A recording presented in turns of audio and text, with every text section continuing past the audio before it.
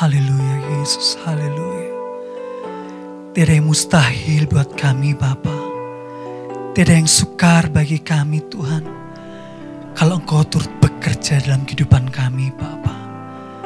Kami percaya dahsyatnya karya-Mu membuat kami tidak pernah ragu akan janji-Mu Tuhan. Haleluya, haleluya. Terima kasih Bapa.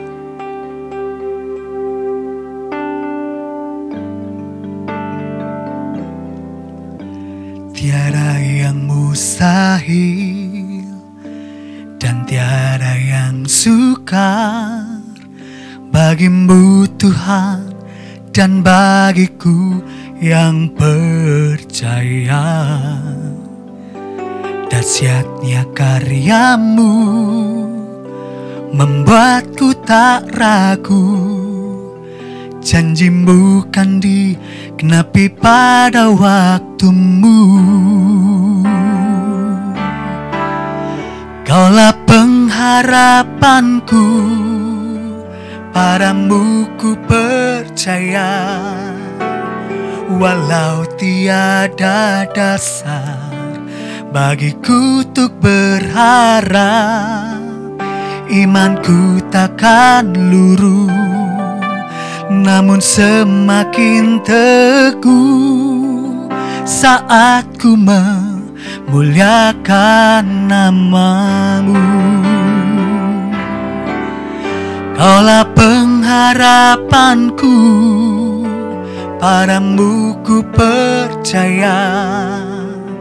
Walau tiada dasar bagiku untuk berharap, imanku takkan luruh, namun semakin teguh saat ku memuliakan nama-Mu.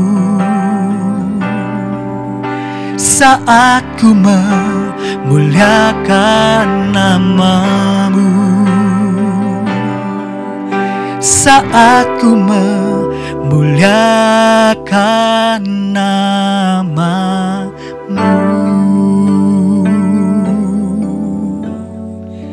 Haleluya, haleluya. Puji nama Tuhan. Saatnya kita akan mendengarkan kebenaran firman Tuhan yang akan disampaikan oleh hambanya Bapak Pendeta Lohendri. Saya persilahkan. Tuhan, terima kasih untuk hari ini. Kami bersyukur Bapa, kami bisa bersama-sama berkumpul, kami bisa bertemu Tuhan, sekalipun online kami percaya Tuhan hadir. Dan biarlah Engkau senantiasa mengurapi kami, biarlah firman yang kami dengar ini Tuhan menjadi sebuah teguran bagi kami terima dengan segenap hati kami.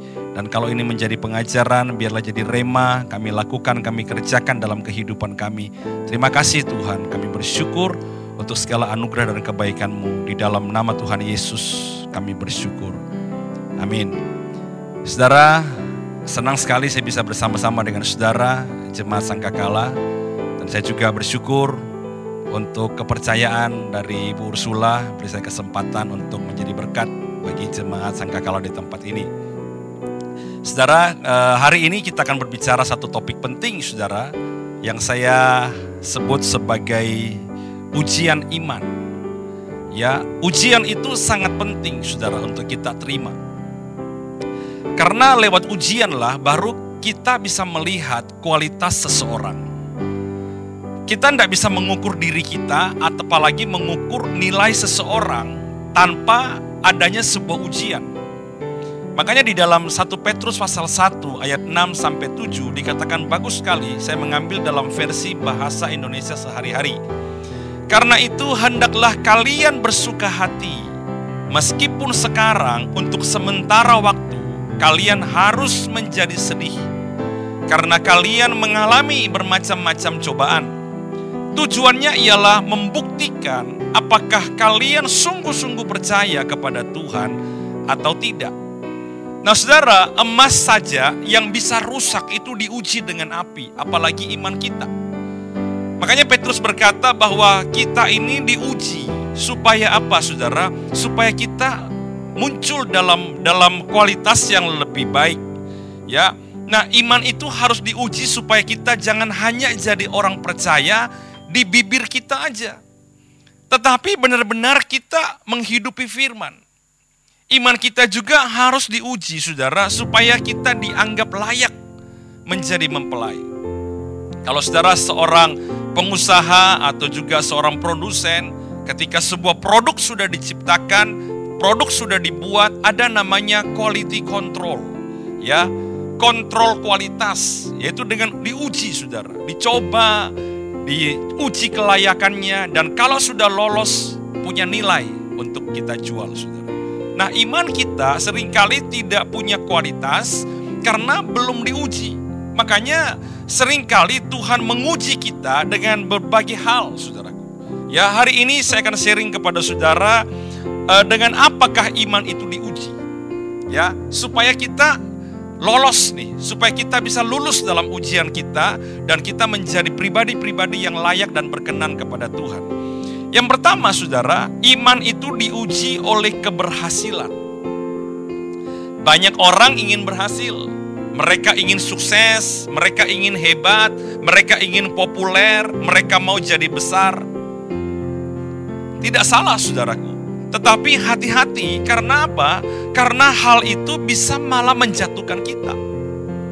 Banyak orang mengejar itu, tapi mereka tidak mengerti dan tidak sadar akan jebakannya. Ya, seringkali, saudara, waktu Tuhan memberikan promosi kepada seseorang, selalu ada di belakangnya, selalu ada pesan sebelumnya yang berkata hati-hati. Ya, supaya kita mawas diri. Karena apa? Karena keberhasilan itu punya jebakan. Kita baca beberapa tokoh-tokoh Alkitab, ada banyak, saudara. Mereka orang-orang yang rendah hati ketika mereka dalam proses. Tapi ketika mereka sudah besar, mereka sudah kuat, mereka menjadi sombong.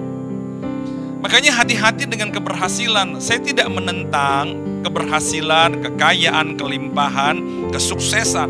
Tetapi saya mau bilang sama saudara, hati-hati dengan yang namanya keberhasilan.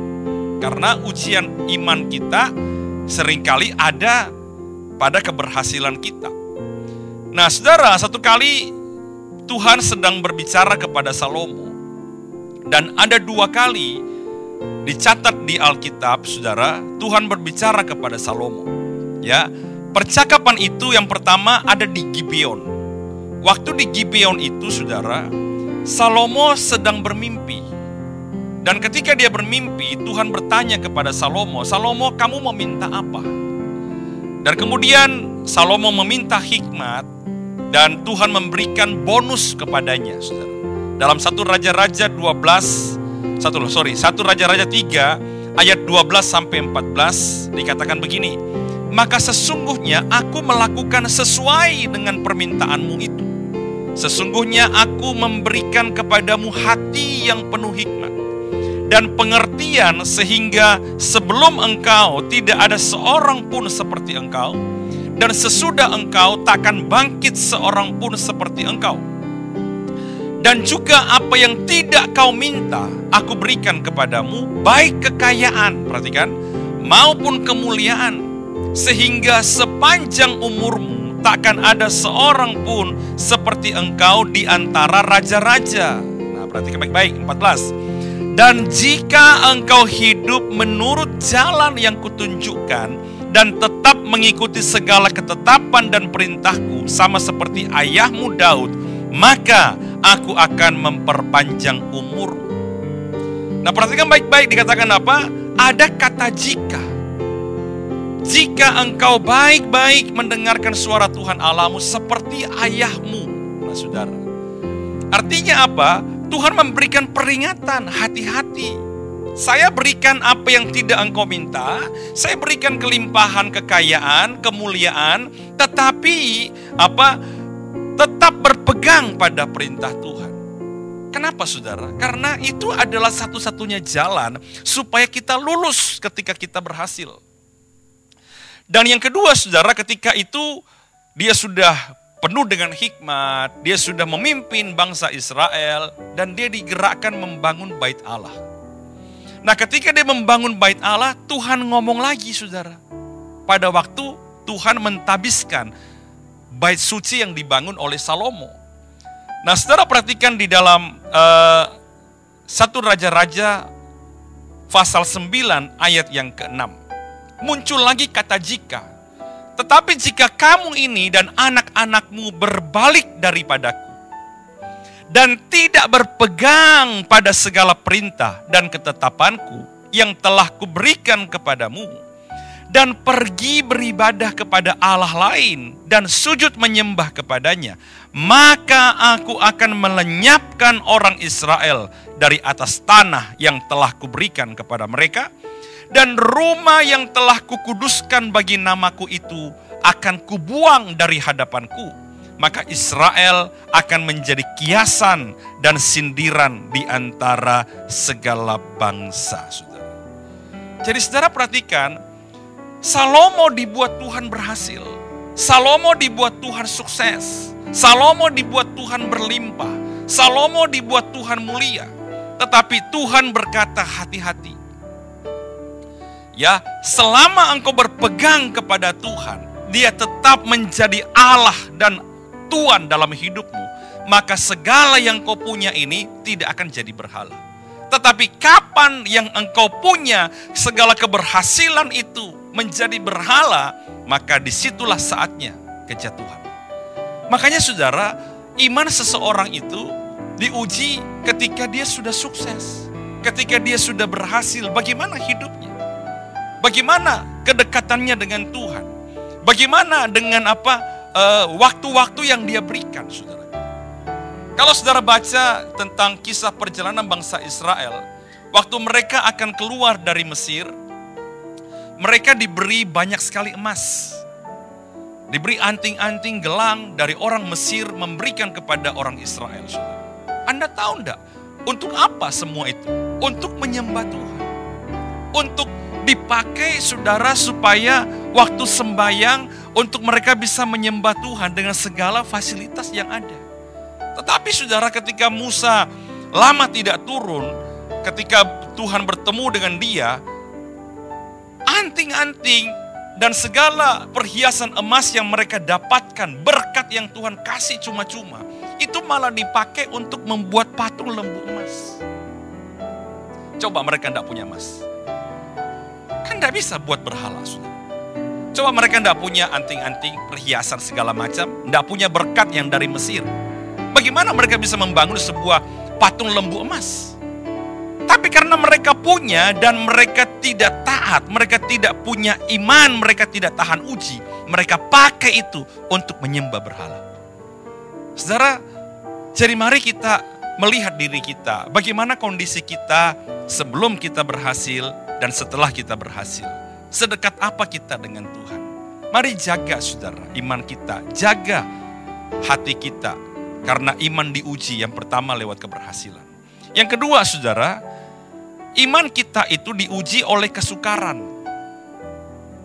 Jadi bukan hanya keberhasilan, bukan hanya ketika diangkat, tapi ternyata iman itu diuji ketika kita mengalami masa-masa sukar. Ya, biasanya saudara, proses yang berjalan itu, yang berupa persoalan, itu akan mengikis segala sesuatu yang tidak berkenan kepada Tuhan. Kadang-kadang saudara, dalam masa sukar, orang itu gampang jadi pahit. Kadang-kadang dalam masa kekecewaan, orang gampang meninggalkan Tuhan. Kadang-kadang saudara, ketika memang ada orang yang diuji dan tambah kuat. Tapi kalau tidak lolos saudara, tidak berhasil lulus, maka kesukaran penderitaan itu membuat beberapa orang menjadi pahit hati, saudara. Ya, nah Yakobus menulis bagus sekali supaya kita membuka mata kita dan memahami bahwa kesukaran yang kita hadapi ini sebenarnya adalah ujian untuk memurnikan kita. Kalau kita berhasil lulus, saudara, maka kita akan mendapat sesuatu yang hebat dan luar biasa.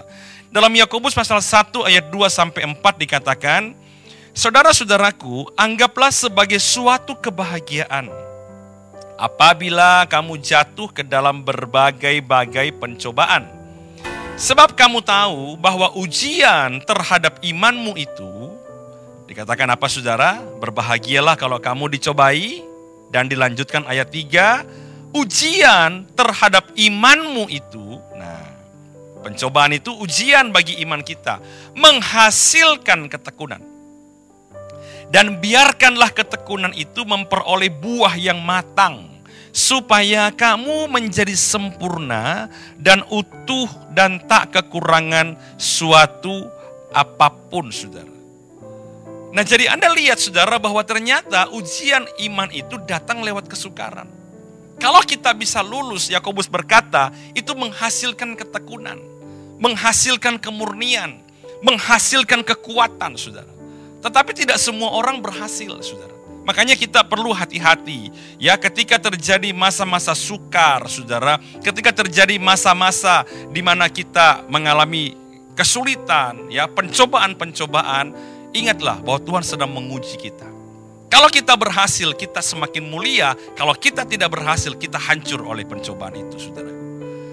Ya, makanya ketika Tuhan mengajak bangsa Israel keluar dari Mesir, membawa mereka keluar dari Mesir, Tuhan tidak langsung bawa mereka ke Kanaan.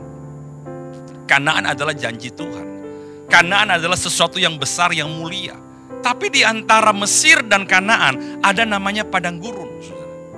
Nah, di padang gurun inilah uji kelayakan. Di padang gurun inilah proses pembentukan. Supaya apa? Supaya jangan ada yang tidak berkenan masuk ke dalam tanah Kanaan. Karena kalau tidak ada padang gurun, saudara, maka Kanaan akan menjadi Mesir yang kedua. Karena di sana akan tinggal orang-orang yang belum teruji. Makanya dikatakan dalam Ulangan pasal 8 ayat 2-3 dikatakan begini. Ingatlah kepada seluruh perjalanan yang kau lakukan atas kehendak Tuhan. Berarti padang gurun adalah kehendak Tuhan. Di padang gurun selama 40 tahun ini, dengan maksud merendahkan hatimu dan mencobai engkau untuk mengetahui apa yang ada di dalam hatimu, yakni apakah engkau berpegang pada perintahnya atau tidak. Jadi dia merendahkan hatimu, membiarkan engkau lapar, memberi engkau makan mana yang tidak kau kenal, dan yang juga tidak dikenal oleh nenek moyangmu, untuk membuat engkau mengerti bahwa manusia hidup bukan dari roti saja, tetapi manusia hidup dari segala yang diucapkan Tuhan. Padang gurun, saudaraku, yang diizinkan Tuhan supaya Tuhan kenal isi hatinya. Supaya Tuhan mau tahu, direndahkan hatinya, saudara. Supaya Tuhan tahu apakah mereka ini sungguh-sungguh percaya kepada Tuhan atau tidak, saudara. Saudara, kadang-kadang kita ini tidak tahu apa yang ada di dalam hati kita sampai kesukaran itu datang.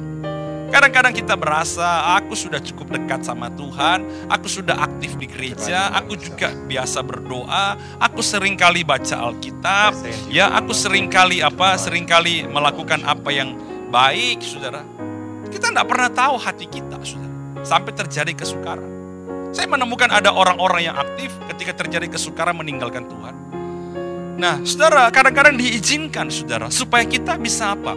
Bisa menguji hati kita dan Tuhan bisa tahu kehidupan kita yang sebenarnya. Apakah kita ini menghidupi firman, supaya yang kita dengar dan yang kita lakukan bisa berjalan selaras, saudara.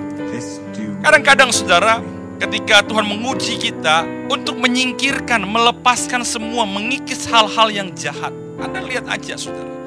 Orang Israel dari Mesir keluar di padang gurun itu, para pembangkang, para orang rakus, para penyembah berhala, dimatikan semua. Muncul semua yang tidak baik, yang tidak berkenan kepada Tuhan, dan disitulah Tuhan membersihkan dan memurnikan.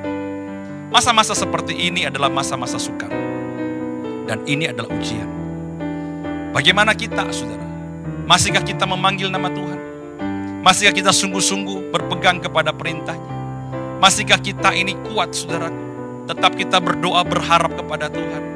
Ketika makanan menipis, ketika uang menipis, ketika pekerjaan kita tidak ada lagi, apakah kita masih berharap kepada Tuhan? Kalau Dia yang utama, Dialah sumber hidup kita tidak akan khawatir, saudara. Kita akan tetap berkata, sekalipun aku diuji seperti emas, aku akan muncul seperti emas yang dimurnikan. Ini yang harus kita pegang dalam kehidupan kita. Kadang-kadang terjadi seperti ini, mungkin rencana Tuhan akhir zaman, saudara.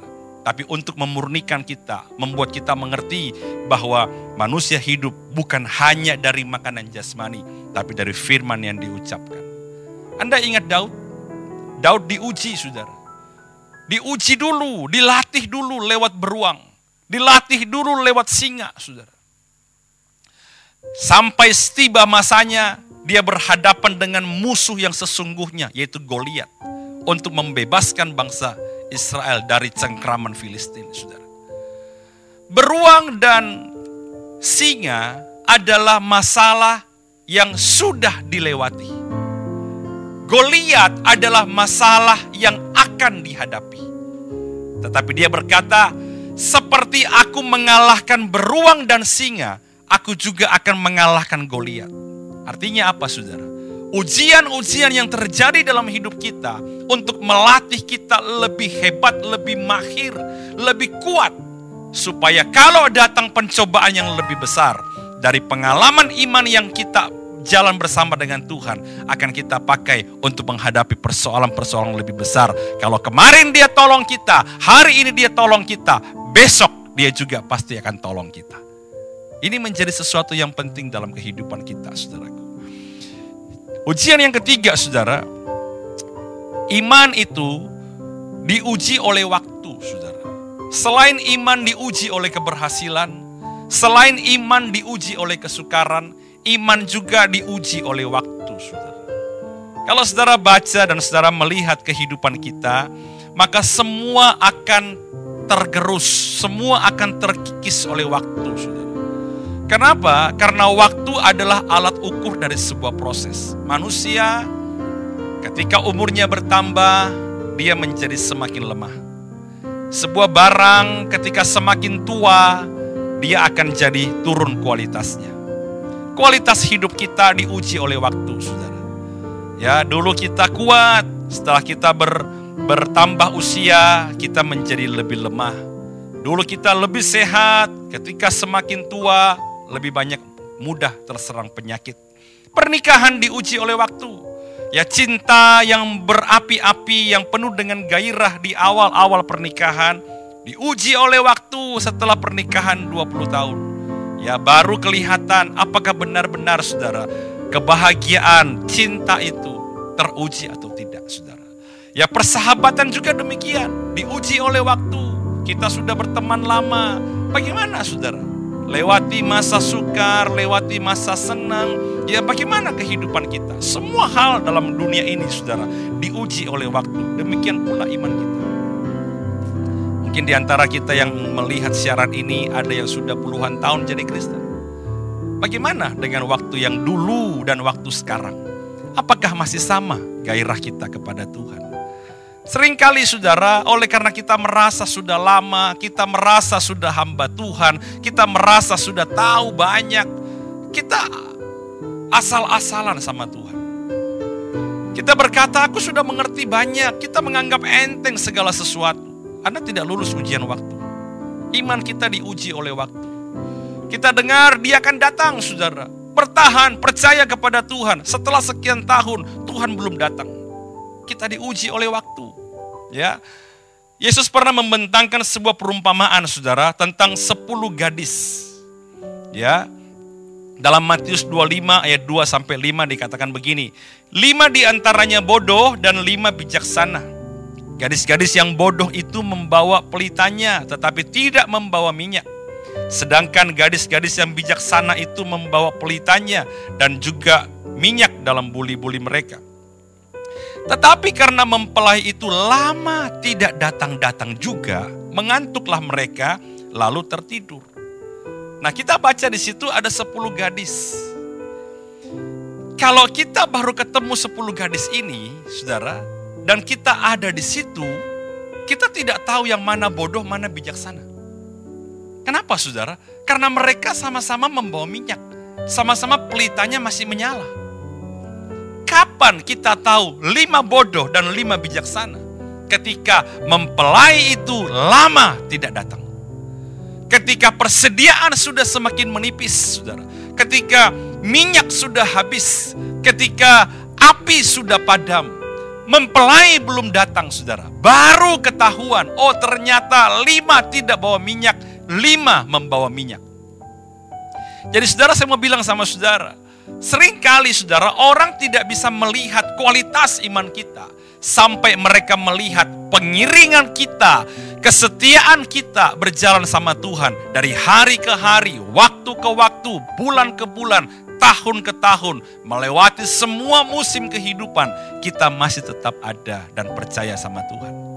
Ini yang harus kita miliki, saudaraku. Kalau Anda diuji keberhasilan, kita lulus, tetap kita berkata, Tuhan adalah Tuhan yang hebat. Dialah Allah yang utama dalam hidupku, bukan hartaku, bukan semua aset yang saya punya. Ketika Anda dihabiskan, Anda mengalami masa penderitaan, kita berkata, kalaupun aku menderita, kalaupun aku mengalami ketelanjangan, kalaupun aku mengalami siksaan, bahkan mengalami kemiskinan, kekurangan, Allahku setia, aku tetap percaya sama Tuhan. Bahkan saudara, ketika berjalannya waktu demi waktu, dalam masa-masa melewati musim demi musim hidup kita, sampai masa tua, sampai putih rambut kita, kita berkata, aku tetap percaya kepada Tuhan. Ketika Anda lulus dalam 3 ujian ini, saudara, maka iman itu akan murni dan iman itu menjadi kesaksian dan iman itu akan membawa kita kepada perjumpaan dengan Tuhan kita. Saudara. Hidup kita ada kalanya berhasil. Hidup kita ada kalanya sengsara. Hidup kita juga ada kalanya tidak dijawab dalam masa-masa tertentu, saudara. Anda sudah berdoa cukup lama, Anda sudah berdoa bahkan bertahun-tahun, saudara, tetapi tidak dijawab. Pertanyaannya sekarang adalah, apakah iman kita masih ada? Iman kita masih kuat? Sehingga kalau dia datang kedua kalinya, saudara, dia berkata, aku mendapati iman. Bahkan dia berkata, di jemaat sangkakala, aku masih mendapati iman. Ujian keberhasilan, engkau berhasil lewati. Ujian kesengsaraan, engkau berhasil lewati. Ujian waktu, engkau masih tetap setia. Kalau saudara Anda ingin menjadi bagian dari rencana Tuhan yang besar di akhir zaman, mari kita jaga iman kita. Tetap kita percaya, saudara. Diuji seperti apapun, tetap kita berkata, sekali Yesus, sekali Dia tetap Tuhan, selama-lamanya Dia tetap Tuhan, dan kita tetap setia sampai Tuhan membawa kita kembali ke surga. Saya percaya hari ini, saudara, kita akan semakin mengerti dan kita akan dikuatkan supaya dalam semua musim apapun dalam hidup kita, kita tidak akan pernah goyah lagi. Mari sama-sama datang kepada Tuhan.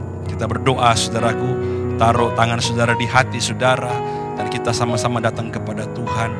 Tuhan, kami percaya bahwa Tuhan kami adalah Tuhan yang baik. Kebaikan Tuhan bukan hanya memberikan kepada kami sesuatu yang nyaman, tetapi kadang-kadang mengizinkan masa-masa sukar datang.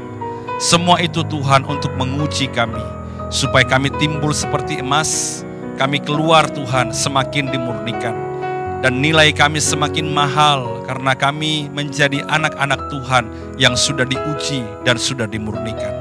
Biarlah Engkau mendapati kehidupan kami adalah kehidupan yang senantiasa berkenan kepadamu Tuhan. Kalau hari-hari ini Tuhan, jemaat mengalami masa-masa sukar, biarlah Tuhan kami menganggap ini sebagai ujian bagi kami. Kami harus lulus, kami harus tetap berharap kepada Tuhan. Karena Engkau Allah yang tetap setia. Sekalipun Tuhan, masa sukar dan masalah datang bertubi-tubi, tetapi kami tahu tidak akan pernah mengurangi kesetiaan-Mu. Tidak akan pernah menghilangkan kesetiaan-Mu Tuhan. Engkau Allah yang setia. Engkau tetap Tuhan yang berjanji. Dan Engkau tetap Tuhan yang menolong kami Tuhan. Hari ini Tuhan, mungkin kami juga sudah mulai jenuh dengan hidup kami. Kami mulai Tuhan capek Tuhan. Sudah sekian lama kami berdoa. Sudah sekian tahun kami berdoa belum dijawab. Ingatkan kami akan firman-Mu hari ini. Bahwa kadang-kadang Tuhan menguji kita dengan waktu. Lamanya doa yang belum dijawab adalah ujian waktu bagi kita. Supaya kami Tuhan tetap setia. Berapa lama pun Tuhan, kami yakin Engkau tetap Allah yang mendengarnya. Kadang-kadang kami belum dijawab karena Tuhan mau menguji kami dengan waktu. Supaya kami tetap setia dan kedapatan tetap berkenan di masa-masa akhir ini. Terima kasih Tuhan, hamba berdoa di dalam nama Yesus. Diberkati umat-Mu Tuhan. Kuatkan mereka hari ini yang lemah. Dan biarlah Engkau membangkitkan kembali mereka yang tertidur. Di dalam nama Tuhan Yesus. Sama-sama kita katakan, amin. Puji Tuhan, Tuhan memberkati saudara. Mari kita buka kedua tangan kita. Bapa, sempurnakanlah ibadah kami. Berikan pada kami kemampuan untuk merenungkan firman-Mu dan melakukan firman-Mu. Sidang jemaat yang dicintai oleh Tuhan, terimalah berkat atas nama Bapa, Putra, dan Roh Kudus, dalam nama Tuhan Yesus Kristus, dari sekarang sampai Maranatha. Tuhan Yesus datang untuk 2 kalinya. Yang percaya, sama-sama katakan amin. Tuhan Yesus memberkati. Sampai ketemu minggu depan di jam yang sama. Sekali lagi, Tuhan Yesus memberkati.